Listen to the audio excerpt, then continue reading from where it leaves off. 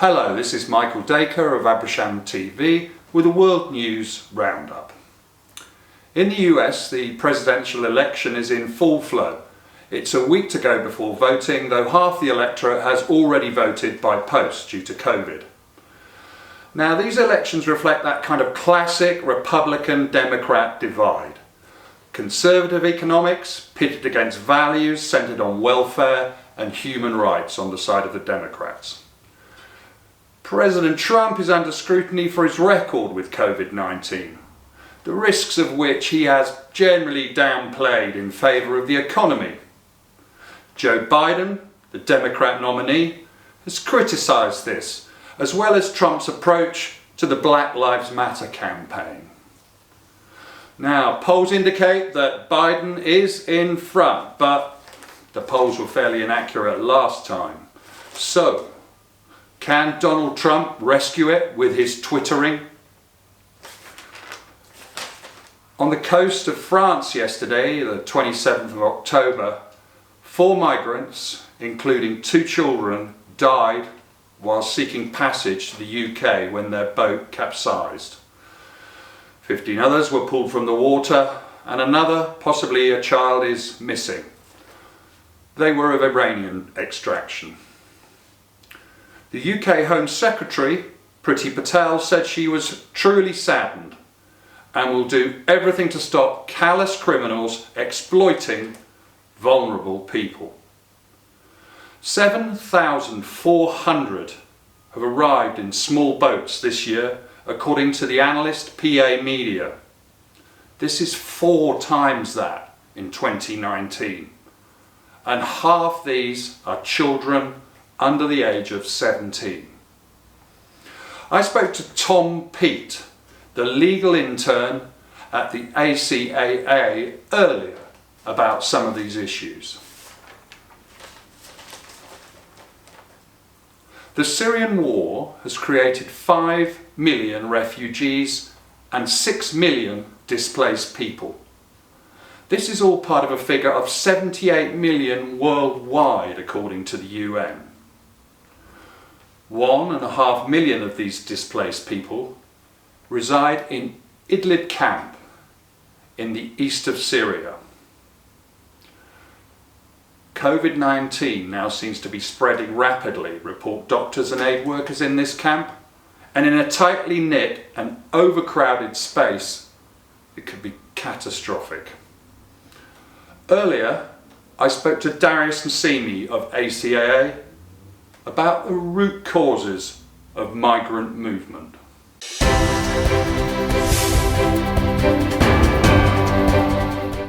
Darius, thanks for coming and talking to me. So, what do you think are the root causes of the movement of migrants internationally? What are they sort of key themes that create migrant movement, or is it a case of just situations in isolation? Yeah, I think there are different reasons for why people leave different countries across the globe, but I think there are a combination of pull factors and push factors. In the cases of places like Afghanistan, for example, or in the case of countries like Syria, the main reason why people are leaving is either because of political persecution, because of war, because of conflict, and also because they don't have a safe place to live. So often this is the backdrop for refugees and asylum seekers fleeing war and conflict, and push factors like in the case of Afghanistan. But I think it depends on, it's a case-by-case basis. Every country has its own reasons, and every country has its own problems that people are facing, which is why people are having to leave their countries to find a better place, to a better quality of life. So when I said there are push factors and pull factors, for refugees, for example, and asylum seekers, the main factors behind migration is because they're suffering because of war and conflict, for example, or extreme poverty. And that's why it's kind of a grey area in many cases, and that's why, for example, the Home Office changed their policy a couple of years ago. They changed their approach towards Afghan refugees in comparison to Syrian refugees, because they said that the situation in Afghanistan is much better than it was 20 years ago during the Taliban. It's not the same as it was 20 years ago. So because it's not the same, even if there are there is war and conflict still going on. It's not on the same level as it was before. No. To mean that every Afghan migrant is a refugee. So they've distinguished between Afghan refugees and Afghan migrants. They classify Afghanistan not as a place of, not as a destination, not as a place where refugees are fleeing, but the majority of Afghan refugees are economic migrants because they're coming for a better life. And the main reason they give for that is because if they say there's war and conflict in a specific part of the country, you can go to another part of the country where there isn't war. So if you live in Kunduz province, you can go to Mazar-e-Sharif. If you live in the south, you can go to Kabul or Jalalabad. So in a sense, you're displaced, of course, but there are places you can go within Afghanistan. Yeah, exactly. So there are safer places you can go. So you mentioned push. That's quite a lot of push factors. What's the pull then? The push out of Afghanistan, what would pull them from Europe? Or is this just the construction of the possibility of a better life? Is that what you mean by that, the pull factor? Yeah, so when we talk about migration can cover migrants, but but refugees can also be migrants in a particular way. But they're refugees at the same time. So refugees, the definition of a refugee is you're fleeing some kind of conflict, war or political persecution. But the definition of migrant, and especially economic migrant, it's not the same as a political migrant. So economic migrants, they leave their countries of origin or their home countries to seek a better life, primarily for economic and financial reasons. Not because they're fleeing, not because they can't live in another country. So in a sense, it comes down to whether people, in a sense, making a choice or whether they have no choice. Yeah. So it's a better job or better employment or better financial prospect. Whereas in the case of refugees and asylum seekers, it's because their life is in danger and they have no choice but to leave. No choice. Okay, do you think there are some ways in which the whole issue could be handled better internationally, or can it be centralised? Is it just that each situation is different? Say, for instance, the Sahel in Africa, where there are problems at the moment. Boko Haram, it's pushing people. Well, that's a very good question, Michael. I think the refugee crisis is definitely an international problem, and actually, the amount of people being displaced has reached over 70 million people. And actually, in terms of the refugee population, Afghans and Syrians constitute the first and the second biggest group of refugees. But I do think that the whole crisis is on the periphery, and it's quite hard to have it centralised because each country is facing its own particular problems. It is definitely a growing problem, but I do think it's something that the international community can support and coordinate, but at the end of the day, it's up to individual countries to decide how they're going to provide a better situation for their people, reduce the root causes of migration, and provide a better life, and especially in the case of reducing the insecurity and the brain drain, which is creating a lot of economic problems for the countries because all of the intellectuals, the people who have expertise and skills, qualifications, they end up leaving the country, leaving their home country in a weaker state. But I do think the international system, international NGOs can play a role in reducing it, but I don't think that they can replace by becoming a centralised body and fix everything, because at the end of the day every government has its own way of dealing with it. Okay, complex issue. Very. Darius, thank you very much indeed. Thank you very much. Thank you.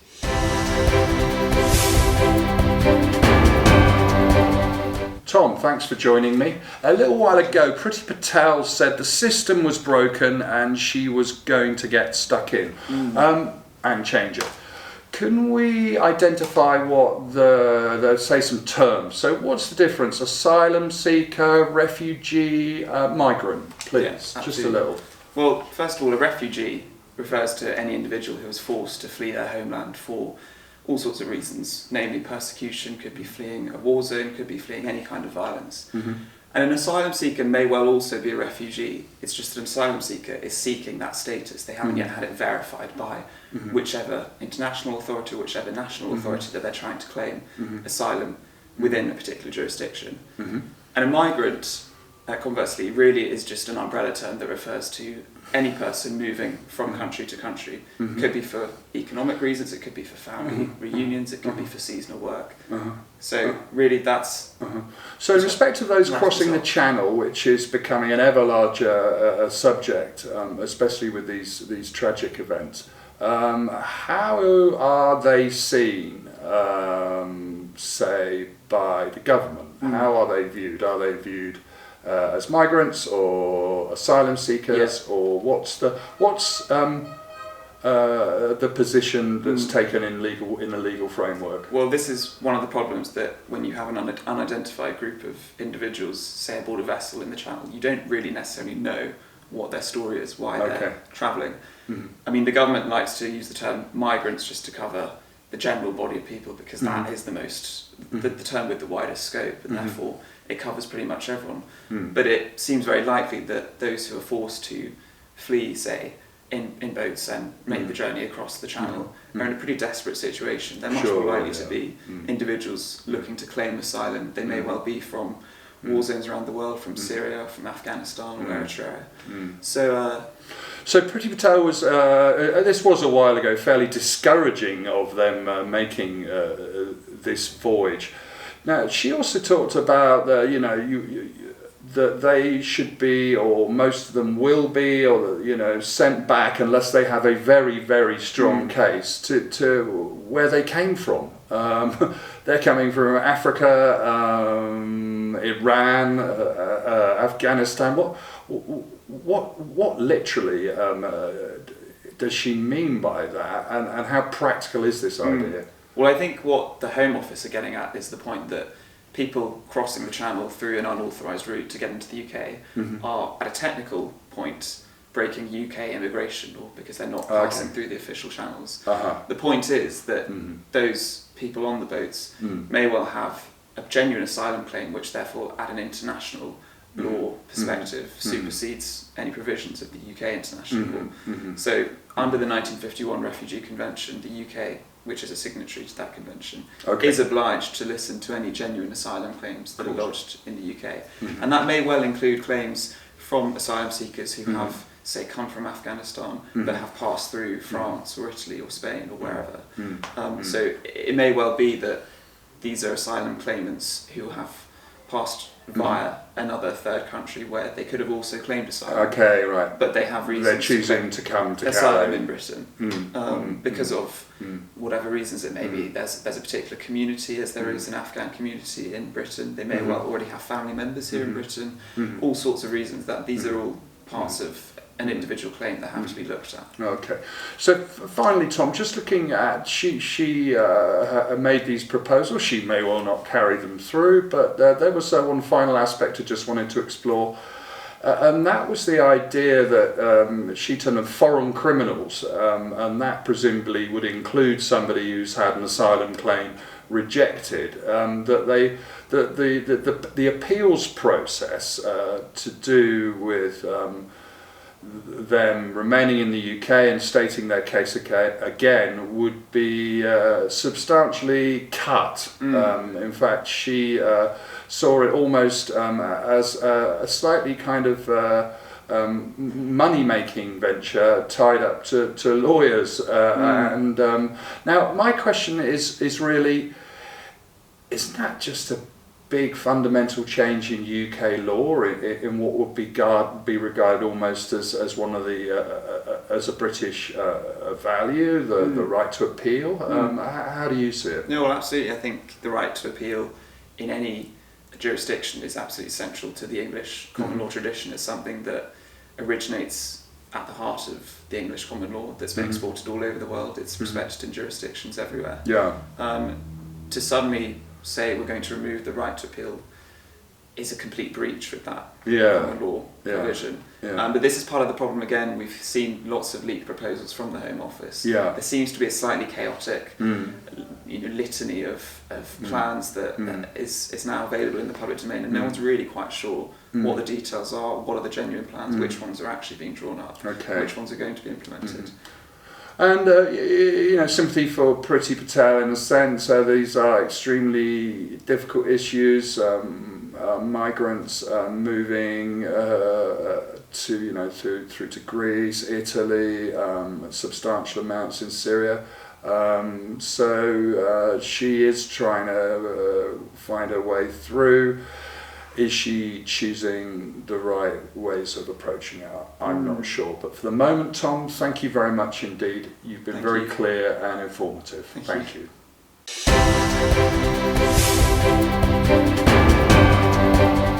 Now for some other world news. China. Unlike many European economies which have dropped away, flatlined for 6 months now as a result of COVID, China is showing signs of a V-shaped recovery.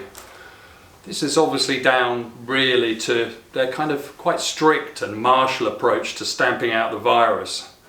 But are there other reasons? I mean, they're the end chain in a global manufacturing system.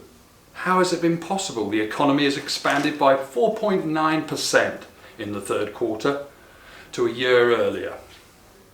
And in fact, China's share of global exports has risen to a record high. Now, what seems to underpin it is again their response to COVID. It's encouraged internal consumption. Cinemas, cafes, bars are all open. People lead a fairly normal life. Therefore, everything is good. That's wrong. Sorry, that was wrong. Let me try one more time. And am I in the right place? I went wrong at the end. Whatever you want. Try one more. And some other world news. Unlike many European economies, which have dropped away, flatlined for 6 months or so now as a result of COVID-19, China is already showing signs of a V-shaped recovery. Now, this is down primarily to China's martial and quite strict approach to stamping out the virus. But as they're at the end of a global manufacturing system, are there any other reasons for this? The economy has expanded by 4.9% in the third quarter. So, in fact, really internal consumption seems to be driving this V-shaped recovery. The fact that people can go out to cinemas, cafes and otherwise encourages consumption. So it's in fact again the way in which they've managed COVID-19 which has encouraged this recovery. And some further news in sport and entertainment. In tennis, Rafa Nadal, the Spaniard from Mallorca, won the French Open Tennis Championships, one of the 4 majors, for the 13th time. He has only lost twice at Roland Garros in Paris in 15 years. And his defeat of Djokovic was absolute. He won in 3 sets. In cricket, well, sports fixtures on the international scene have been curtailed somewhat, but have taken place. And England will be travelling shortly to South Africa. The next Asian Games are due to be in Hangzhou, China in 2022, and we'll have another go at the Summer Olympics to be held in Tokyo starting on the 23rd of July 2021. Okay, movies. The Bond movie keeps putting back. It may appear soon, but in China, yeah, again, down to COVID, they have surpassed the Americans in terms of their box office, making $2 billion of the Americans' 1.94. Tashakur, thank you for joining me with this world news. Take care.